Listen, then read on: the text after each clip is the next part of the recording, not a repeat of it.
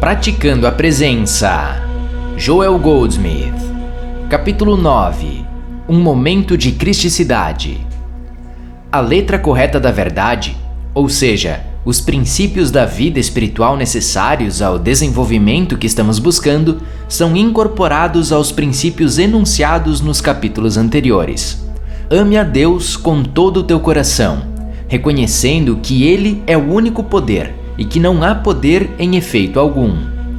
Ame o teu próximo como a ti mesmo, abstendo-se de todo julgamento, tanto para o bem quanto para o mal, perdoando 70 vezes 7 e rezando pelos seus inimigos. Reconheça a natureza infinita de um único ser. Comece a transbordar ciente de que, quanto mais der, mais lhe será dado. Manifeste Deus e não as coisas. Medite sobre Deus e suas coisas. E viva somente neste momento, que é o único momento que existe. A profunda percepção de alguns desses princípios, vivendo e trabalhando com eles dia após dia e semana após semana, seria suficiente para transformar nossa vida e nos conduzir ao reino dos céus.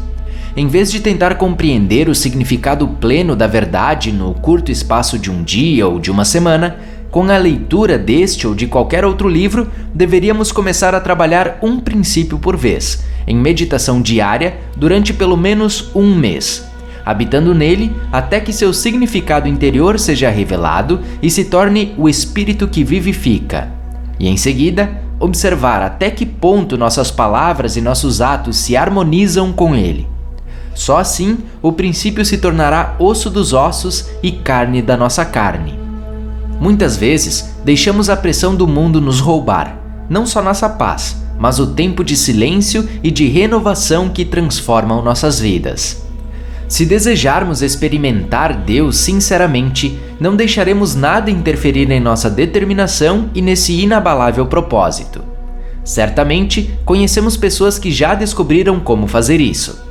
Elas são capazes de realizar uma tremenda quantidade de trabalho sem parecer pressionadas pelo tempo e sempre, mesmo em meio a circunstâncias mais adversas, se mostram calmas e serenas. Entram e saem de confusão e suportam qualquer pressão com uma postura tranquila e com uma calma imperturbável. Qual é o segredo? Como desenvolveram essa habilidade? Há uma prática simples que, se exercida todos os dias, pode nos trazer paz. É o desenvolvimento de uma consciência do agora, uma vivência do presente. Conseguimos isso conscientemente, treinando-nos a viver somente neste agora, reconhecendo em primeiro lugar que não vivemos pelo maná de ontem.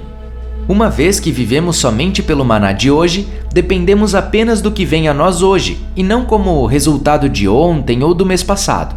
Portanto, de nada vale perder tempo pensando nas dívidas ou nas ofensas cometidas contra nós no passado. Somos apenas responsáveis por este dia e este agora. Qualquer que seja o pedido feito a nós, vamos cumpri-lo neste momento. Se alguém nos pedir ajuda, não vamos esperar até a noite, mas respondamos ao chamado no momento em que ele vem. Se houver correspondência a ser respondida, façamos isso hoje, para que na manhã seguinte cheguemos ao nosso trabalho sem nenhuma pendência. É surpreendente a quantidade de tempo extra que temos durante o dia quando resolvemos tudo o que nos é apresentado. A maioria de nós nunca tem tempo livre, porque está sempre tentando terminar um trabalho que se acumulou de ontem e do dia anterior, trabalho que deveria ter sido feito no dia em que foi apresentado. A prática do agora desenvolve uma consciência totalmente sem pressão externa, porque a única coisa a fazer é o que surge neste exato momento. Vivendo nessa consciência, nunca nos preocupamos com o suprimento, nem com o que deve ser feito amanhã. Há somente hoje, há apenas esta hora, apenas este momento do dia. Em seguida, desenvolve-se em nós não fazemos nada. Ele, o Cristo de nosso ser, desenvolve em nós um sentimento de paz, de calma, ao ouvirmos a voz interna que nos diz: eu por mim mesmo nada faço. É o Pai em mim que faz as obras. Eu posso fazer todas as coisas através do Cristo. Eu vivo, não mais eu, mas Cristo vive em mim.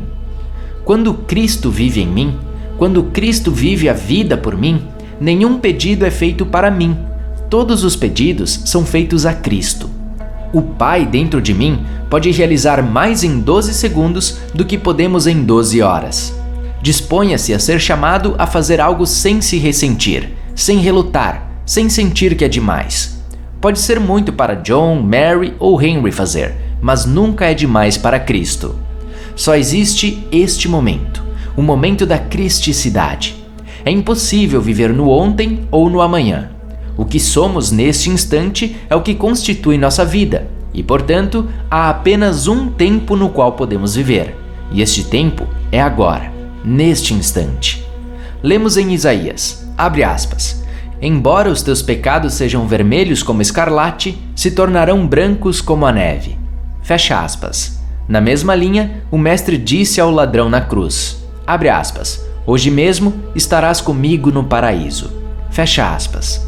Esses exemplos são indicativos de um único ponto, ou seja, que vivemos num constante agora. O ontem não existe. Na verdade, mesmo uma hora atrás não existe, e portanto todas as coisas que pertenciam a ontem ou a uma hora estão tão mortas quanto o jornal de ontem. Elas não mais nos pertencem, a menos que as revivamos neste momento. É importante mantermos nossa integridade no mais alto grau a todo instante. Ao cometermos um erro, vamos nos empenhar para que isso não aconteça novamente. Somente o que trazemos para o presente pode nos machucar.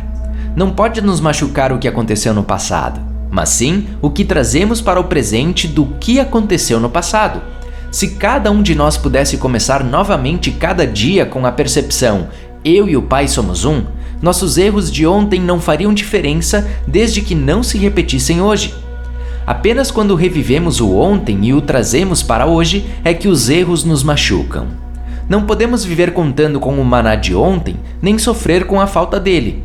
Só conta o que somos, o que temos e o que vivemos neste instante, pois o ontem está somente na nossa memória. Revivemos o passado ao cometermos hoje os mesmos erros de ontem.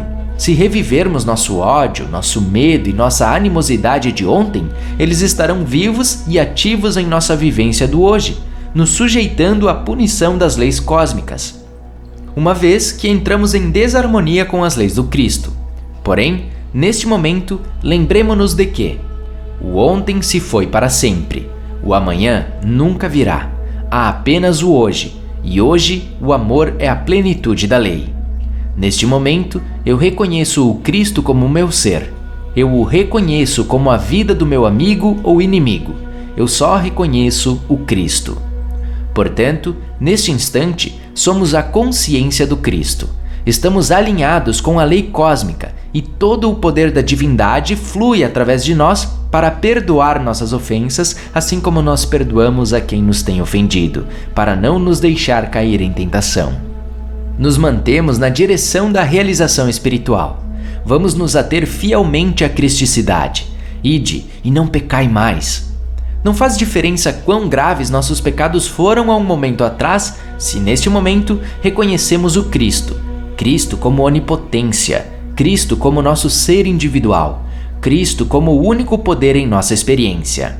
Só assim somos os filhos de Deus. Assim, estamos alinhados com o poder cósmico e todas as forças do mundo se unem para nos defender, nos apoiar, nos sustentar e nos manter. Nem eu vos condeno, mas ide e não pecai mais. Esta é a hora do nosso arrependimento. Convertei-vos e vivei. Este é o nosso momento de aceitar o Cristo. É o momento de decidir a não nos entregarmos mais ao ressentimento, à vingança ou à retaliação. Nem nos vestiremos com qualquer armadura que nos defenda da maldade ou dos pensamentos de alguém, pois neste momento estamos em nossa cristicidade. Não só estamos em nossa própria cristicidade, mas na de todos os seres, pois só estamos em nossa cristicidade se acreditamos que ela também está nos outros.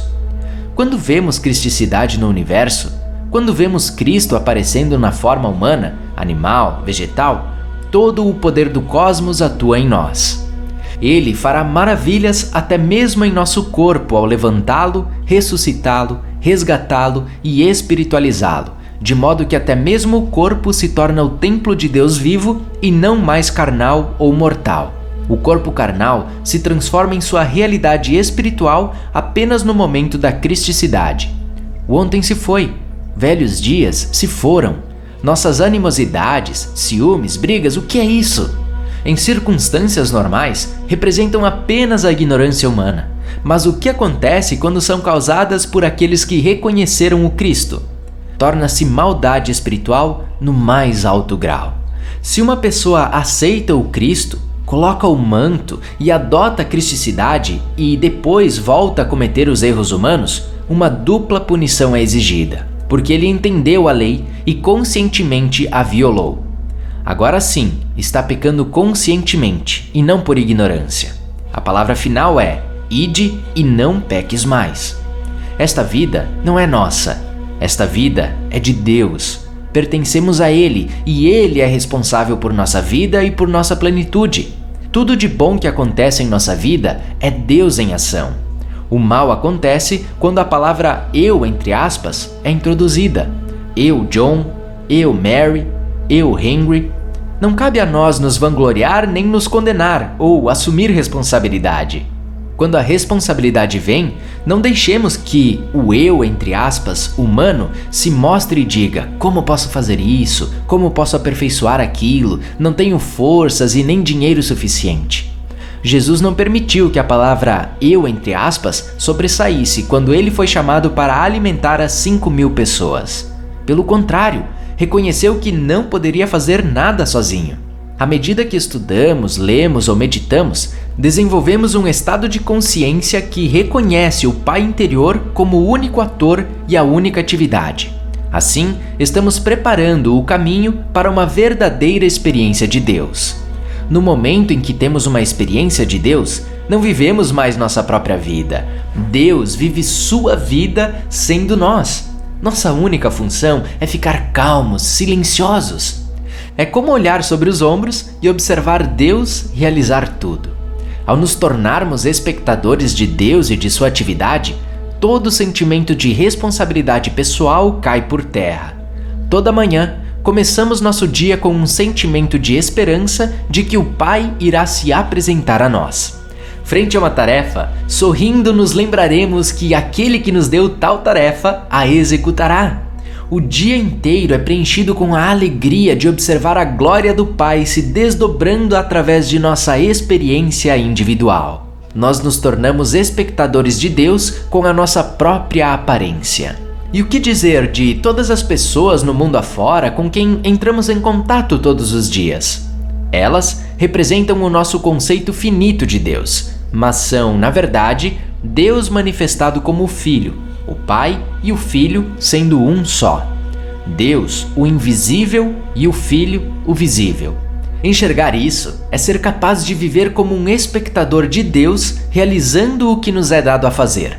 Um espectador de Deus como lei divina de harmonia. Esta lei de ajuste atua revelando a harmonia eterna toda vez que a colocamos em prática, nos relacionamentos em família, na comunidade e no trabalho. Cabe a Deus verificar se somos gratos uns aos outros, se cooperamos uns com os outros, porque essas atividades são do amor e o amor é de Deus, não do homem. O homem é apenas o veículo para que o amor se expresse. Cristo é a força motivadora de nossa vida. Portanto, não somos nós que seremos louvados ou censurados, mas Cristo. Se, contudo, este Cristo não é compreendido, pode ser condenado. Mas não há condenação para quem sabe que apenas o Cristo está atuando nele, pois no amor e na graça de Cristo, qualquer condenação pode ser dissolvida. Somos unidos a tudo e a todos no mundo quando constatamos que tudo deve vir de Deus e só pode vir dele. O medo e a preocupação por não termos conhecimento ou sabedoria suficientes para desempenhar nossas responsabilidades são dissipados quando percebemos que não é a nossa sabedoria ou o nosso conhecimento, mas a sabedoria, a compreensão, a justiça e a benevolência de Deus que governam todos nós. Toda a questão gira em torno do uso e do significado das palavras eu, entre aspas, mim, entre aspas, meu, entre aspas. Minha sabedoria, minha força, minha compreensão. sua apreciação ou sua gratidão e se já aprendemos o bastante para perceber. Não importa se alguém é grato, amoroso ou é justo. Renuncio a tudo isso. Busco amor, justiça, reconhecimento, recompensa e compreensão em Deus e de Deus. No momento em que tomamos essa atitude, nos libertamos do mundo. O maior mestre disse: minha doutrina não é minha, mas é do Pai que me enviou. Se eu falo por mim mesmo, sou testemunho de uma mentira. Isso nos ensina que só Deus pode realizar, amar, pensar, curar, alimentar, suprir. Somente Ele pode expressar sabedoria e alegria. Podemos fazer todas as coisas através de Deus, mas sem Ele não podemos fazer nada. Somos o veículo através do qual Ele se manifesta. Finalmente, é preciso abrir mão do sentido pessoal do ego com sua carga pesada de responsabilidade e deixar a divina presença assumir. Devemos começar agora, porque tudo o que acontece, acontece agora. Neste minuto, comecemos a perceber que apenas Deus age como o meu ser. Apenas Deus age como todas as pessoas na face da terra. Não mais me prendo às pessoas em minha experiência. Deixo todos irem e só busco em Deus aquilo que até então eu esperava dos homens. Esse é o segredo da vida. Esse é o segredo do primeiro mandamento. Apenas Deus é poder. Nunca adore o efeito. Adore apenas a Deus. Abre aspas. Deixai-vos do homem cujo fôlego está nas suas narinas, pois em que se deve ele estimar? Não ponha a vossa fé em príncipes. Fecha aspas. É do agrado do Pai dar-nos o reino. Por que então buscá-lo no homem? Por que buscar no homem aquilo que é do agrado do Pai nos dar? Por que buscar nos pais, filhos, parentes ou amigos, se todo o tempo nossa plenitude está em Deus? No momento em que optarmos pela vida do Espírito, a suficiência através do Cristo, nenhuma das coisas que afligem o mundo irá nos afligir. Entramos nesse momento na unidade com a lei espiritual. Buscamos o eu do nosso próprio ser para preencher cada uma de nossas experiências, entregando toda a responsabilidade ao nosso Cristo. Quando nos empenharmos em liberar todos da escravidão da crítica, condenação, julgamento, o mundo inteiro poderá entrar em colapso, mas não onde nós estivermos e nem perto de nossa morada. À medida que estivermos dispostos a abrir mão das coisas e das pessoas deste mundo, nos libertaremos. Libertando o homem cuja respiração está em suas narinas, ele nunca mais será um problema. As pessoas se ressentem, lutam e resistem a nós somente na proporção em que as prendemos. No instante em que lhe damos a liberdade ao dizermos: você não me deve nada, meu bem é de Deus, então vamos viver juntos e compartilhar, nos livramos de todo o ódio, de toda inveja, de todo o ciúme. E o mais importante, vivemos na união consciente com Deus. Esse é o segredo da vida espiritual. É o segredo da vida mística. Eu e meu Pai somos um. E tudo que o Pai tem é meu. Isso tem a ver com alguém mais no mundo? Quando nossa confiança está em Deus, nunca nos desapontamos, pois Deus nunca falha com ninguém. Abre aspas. Nunca vi um justo pedindo pão. Fecha aspas.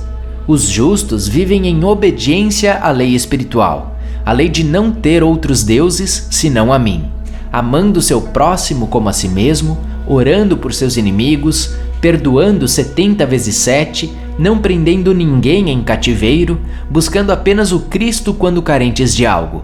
A pessoa que vive assim nunca mendigará por pão.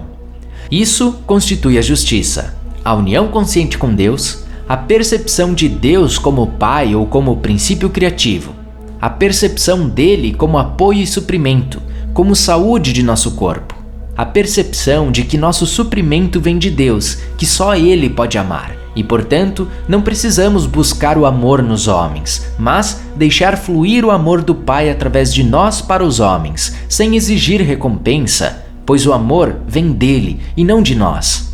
O caminho é o sigilo e o silêncio.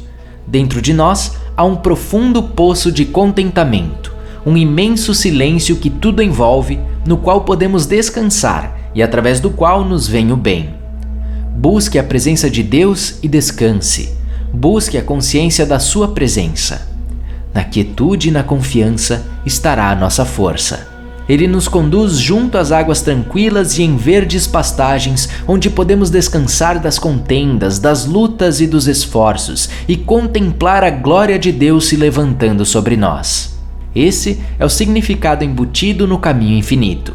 Compreendendo isso, entramos no santuário onde nem o ruído do mundo, nem as preocupações nos alcançam. Onde fica esse lugar? Fica nas profundezas de nossa própria consciência, nas profundezas de nossa própria alma, quando nos abstemos dos dissabores, das lutas e das preocupações.